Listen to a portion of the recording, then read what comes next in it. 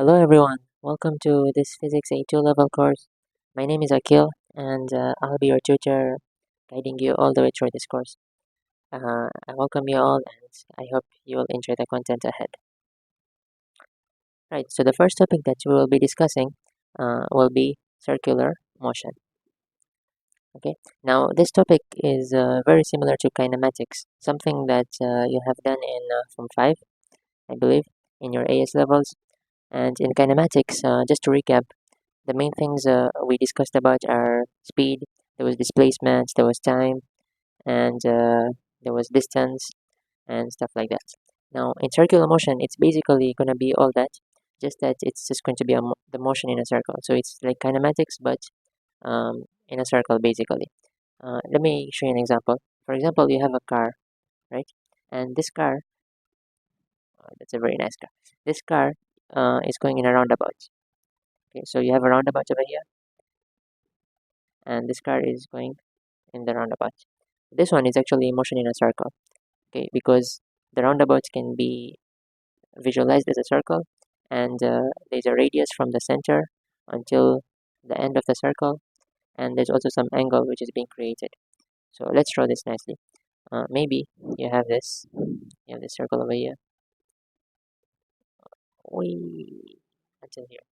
Okay, you have this point here, which is the middle of the circle, and you have the car. Let's say this is point A, and let's say this is point B.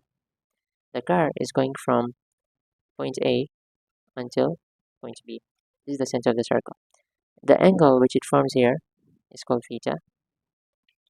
And when it travels a distance from A to B, this is like it's traveling through a sector, right? For those of you who do math, this is the radius of the circle, and this one is the distance, right, between point A and point B. And this is represented as S equals to theta r. This is just the distance of an arc of a circle. For those who don't do math, it's fine. Just remember this formula that if you want the distance from one part of the circle to another part of the circle, you basically just take the angle and you multiply it with the radius, right?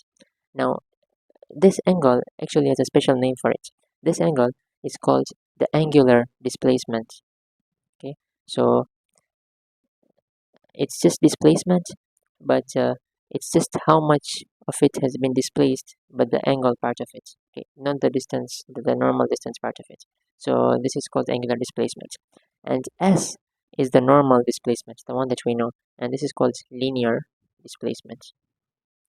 So it's very important to be able to differentiate between these two things: the angular displacement, which is defined by the angle moved, and the linear displacement, which is determined by the distance moved. Okay. Now, another important concept that you have to know is something called angular velocity. So in kinematics, we just had the normal velocity. This time we have angular velocity. So angular velocity, and it's actually represented by this symbol called omega. Yeah, it looks like a W. And this one. So basically, what is velocity? Velocity is just displacement over time, right? And this was the normal displacement. But if you want angular velocity, this one will be angular displacement divided by time, right? Because velocity is something over time, and this is distance on the top. Now, if you talk about angular velocity, it has to be the angular displacement divided by the time taken. Now, a trick that we can use over here is that imagine you have a full circle, right? So you go from the center of the circle and you complete a whole round of this. This is how many degrees when you complete the whole revolution. It's 360 degrees. And uh, angular displacement is represented in radians. Okay, so this is represented in radians. 360 degrees is equal to 2 pi radians. Okay, so the angle which will complete the whole revolution is 2 pi, and the time taken to complete the whole revolution, it has a name for it. What's the name? This is the time period. So the time period is the time taken to complete one revolution of the circle, right? So angular velocity can also be represented as 2 pi over the time period. Okay, now another thing that is important to know is something called linear velocity or tangential velocity. Tangential velocity. I think it's easier to leave it as like this. You'll understand why. Now, tangential velocity is basically the velocity at a tangent to a point. That sounds very complicated, but it's not. For example, imagine in this point over here you draw a tangent like this. That's not a tangent, but you get the point. This line over here is the velocity v, and this is called the tangential or the linear velocity. So it's basically a velocity at a certain point in a circle, okay, at one of the corners. So this one will also have a tangential velocity over here. Each point in the circle has a tangential velocity. And tangential velocity, the formula for this one is r times omega. So this is another thing that we will be using a lot. So v equals to r omega, whereby omega represents what? Omega is the angular velocity. So this thing is over here. Now, another important thing to understand here is that you see this velocity over here, this one is going this direction, right? And this one is going to this direction. So why is this changing? Like, why is the directions different? Is there something which is making it change, or what's the reason? Now, to explore this, let's look at acceleration. What's the meaning of acceleration? Acceleration is the change in velocity divided by time, right? And the change in velocity is basically the final velocity minus the initial divided by time. So we can call it as, let's say, v2 minus v1 divided by time. Now let's take this second one, let's call it v2, and let's call this v1. Why has v2 become like this and v1 was like this? Is there something which is making it change like this? There must be some sort of force which is making it go like that. Now that force has a special name for it. That force is called centripetal force. There's a force called centripetal force, and it's basically the force which makes an object move in a circle, right? So this is the one which is causing it to move in a circle. And we know that centripetal force is normal force is equal to mass times acceleration, right? This is just a formula for the normal resultant force. Now, if there is some centripetal force, there must be some acceleration. That acceleration is called centripetal acceleration. It is the acceleration which makes an object move in a circle. It's like forcing it, it's like dragging it. There's like a magnet in the middle which is making it go in the center. Now there's different ways of how this force is produced. It can be through gravitational force, it can be through tension. We'll explore all of these in detail. But for now, what I want you to understand is that there is some sort of force which is making this object go in this circle. Okay? And the way to prove this is that we say that acceleration is what? Is v2 minus v1 divided by time, right? So let's draw the vectors. This is v2, right? v2 it starts from here. So this is the this is the tail, this is the head, and then we have negative v1. So v1 was going like this, negative v1 will be the opposite way. So I'll just connect this over here. This is the tail, this is the head, and then when we join the tail to the head, we see that there is some sort of force. This is the resultant force. This part is the resultant force. And this force, where is it going? It's going to the center. It's going down over here. This is where this force is pointing to. It's going right through the center. So this is called the centripetal force. And this centripetal force provides the centripetal acceleration. It's what is making it to go around the center. Now this centripetal acceleration is given by a formula.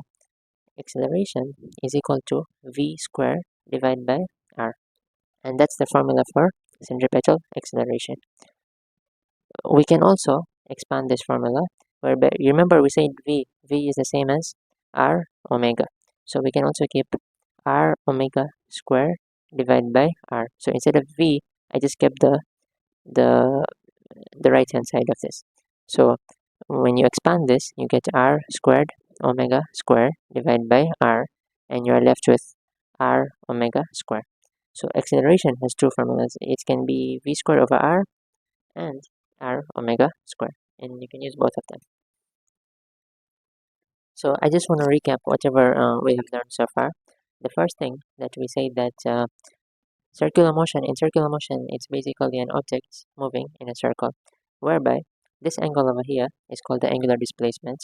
This distance from the center until the corner is called the radius, and the linear displacement from here until here, this part is called the linear displacement, and it's represented by theta r. Then we went on to say that theta is actually called angular displacement, and this s is called linear displacement. Then we went on to angular velocity, whereby we say that velocity is displacement over time, but angular velocity will be angular displacement over time. But a circle has 360 degrees, which is 2 pi, and one revolution is also equal to the time period. So we can also express angular velocity as 2 pi divided by the time taken to complete one cycle, which is the time period. Then we went on to another concept, which is called tangential velocity or linear velocity, and we say that this is the velocity at a certain point over here at a tangent, right? And we gave its formula as r omega. Then we went on to explain about centripetal acceleration and what it means. So acceleration, we say that the formula is the final velocity minus the initial velocity divided by the time taken. Now you can have a velocity over here and you have a velocity over here, and the important part is that velocity is a vector quantity, right? Velocity is vector, so it keeps on changing directions, it doesn't stay the same. So you can even have 5 over here and 5 meters per second over here, but because the direction is different, the difference will not be zero. There will be some sort of difference over here, and we proved this to say that because the direction is changing, there must be some sort of acceleration which is making the direction change, or else it will just go the same way. And this acceleration actually points towards the center, and we proved it with this vector diagram over here. And we say that the acceleration is called centripetal acceleration, which which causes the centripetal force. So centripetal force is mass times acceleration, and A is v square over r.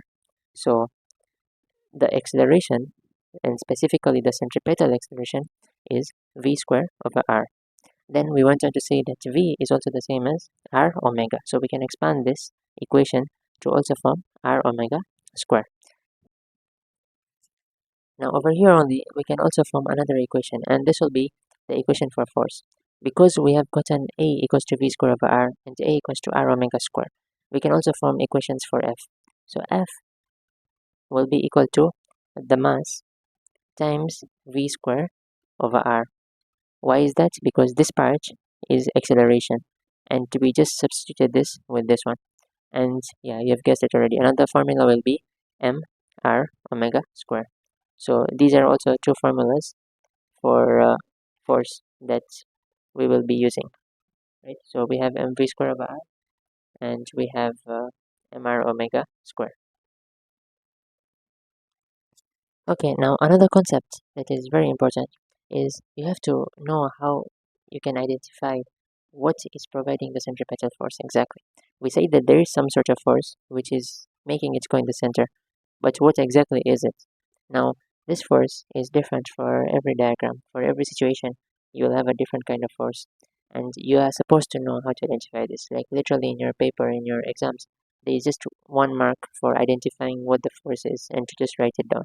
For example, you just say X provides centripetal force. You might just get a mark for that. So it's very important to know what provides the force. Now, let's look at an example over here. There is this girl over here. She is spinning this ball round and round over here. What do you think provides the centripetal force?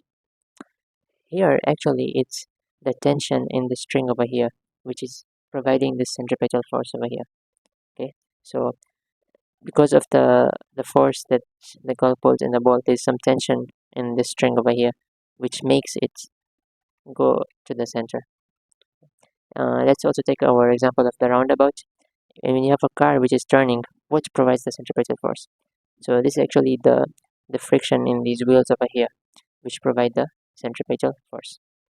So the friction between the wheels and the road. Okay, wheels.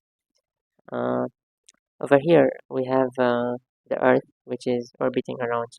Now we know that there is gravitational force, right, in space. This is what makes the Earth move around the sun. Okay, So here gravitational force is the one which provides the centripetal force. So for those CA questions where they ask you why is something a path, why is the path of something in an arc of a circle, you start with what provides the centripetal force. Is it the tension? Is it the friction? Is it the gravitational force? What exactly is it? And then you state that the force of the object is always normal to the velocity or direction of motion. What does this mean? For example, we took that example of our circle over here, and there's this car over here which is moving this way. This is the tangential velocity. Now the force of it will be directed towards the center, right? We can see it makes a 90 degrees with it. So the centripetal force is always normal to the velocity of motion. Okay. And the tangential velocity of the particle is constant if the centripetal force is constant. So if the force which is pulling it in the middle over here is constant, then also the velocity of this thing over here will also be constant. And remember, we say that you can have a constant velocity. Let's say here it's 5 and here it's 5 as well, but there is some sort of acceleration which is still making it go towards the center, right? So that's the core of why something can be in a path of a circle. Also, one more thing which I wanted to make clear is that if the tangential velocity is not constant, so if you have a different tangential velocity, let's say here we have 5 and then here we have 10, there must be something else which is making this accelerate apart from the one in the center. So we say that the one which is making it accelerate in the center is the centripetal acceleration.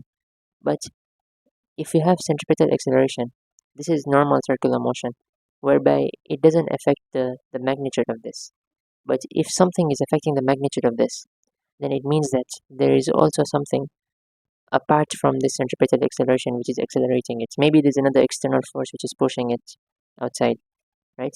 So if that's the case, then this one won't be a path of a circle. It might just fly away over here, or if the acceleration, the external one, is more than the one which is making it go in a circle. Because if we just have normal 5, let's say here as well 5, then the acceleration which is caused is just due to the direction. So it's just trying to make it go in the center, that's it. But then if you have another acceleration which is trying to maybe push it away from the circle, let's say this becomes 15, that one might be more than the one which is making it go in the center, so it might even fly out of the circle. Okay, that's why if something is in arc of a circle, the velocity, the tangential velocity must be constant, so that we can say it's in uniform circular motion.